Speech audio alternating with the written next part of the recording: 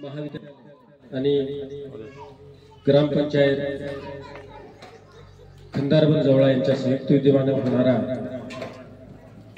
हा राष्ट्रीय सेवा योजनेचा कॅम्प। या कॅम्पमध्ये बहिर्जी स्मारक महाविद्यालय यांच्या वतीने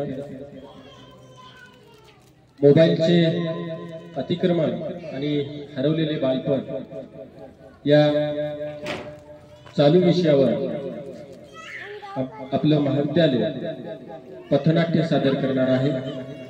हा समोरचा जो संच दिसतो आहे हा संच लहान मुलांचा हरवलेलं बालपण कसं आहे हे आपल्या समोर आम्ही सादर करत आहोत।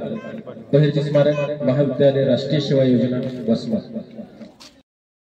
काका दादा मावशी ताई कुठे जाऊ नका फिरायला, याकी नाटक बघायला हो, याकी नाटक बघायला, याकी नाटक बघायला हो, याकी नाटक बघायला। नेहमीच का हो तुमची घाई, शॉपिंग मध्ये बिझी राही, शॉपिंग ठेवा बाजूला हो, याकी नाटक बघायला तुम्ही, याकी नाटक बघायला, याकी नाटक बघायला हो, याकी नाटक बघायला। राम राम मंडळी। राम राम राम राम। तर मंडळी ऐकता का? बोला। मला तुमच्या समोर एक विषय मांडायचा आहे। कोणता विषय? तुमचा लय म्हणजे लय महत्वाचा विषय। अहो पण कोणता विषय? या मोबाईलचा पसरला जगात सगळ्यात जास्त फॅट। खरं आहे, खरं आहे। या मोबाईलचा पसरलाय जगात सगळ्यात जास्त फॅट। ज्याला याचं याड लागले ते पोरग झालं मॅड। तर मंडळी याच विषयावर आम्ही बहिर्जी स्मारक महाविद्यालयाचे विद्यार्थी घेऊन आलो आहोत एक पथनाट्य, ज्याचा विषय आहे मोबाईलचे अतिक्रमण आणि हरवलेले बालपण। मोबाईलचे अतिक्रमण आणि हरवलेले बालपण।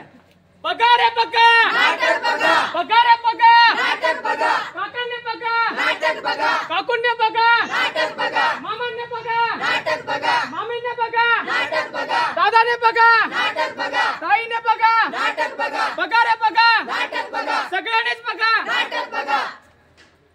नमस्कार काका, नमस्कार काकू, नमस्कार मामा, नमस्कार मामी आणि सर्वांना माझा साष्टांग नमस्कार। तर मंडळी ऐका बरं का, विट्टी दांडू, अंडा फोडी, लपंडाव हे सगळे डाव विसरले। व्हॉट्सअप आलं, फेसबुक आलं, इंस्टाग्राम आलं, हाय आलं आणि हॅलो पण आलं आणि सगळे दूर गेले। अड्ड्यांच्या गप्पांवरची सगळी मजाच हरवून गेली आणि इंटरनेटच्या दुनियेत सगळी अख्खी दुनिया हरवून गेली।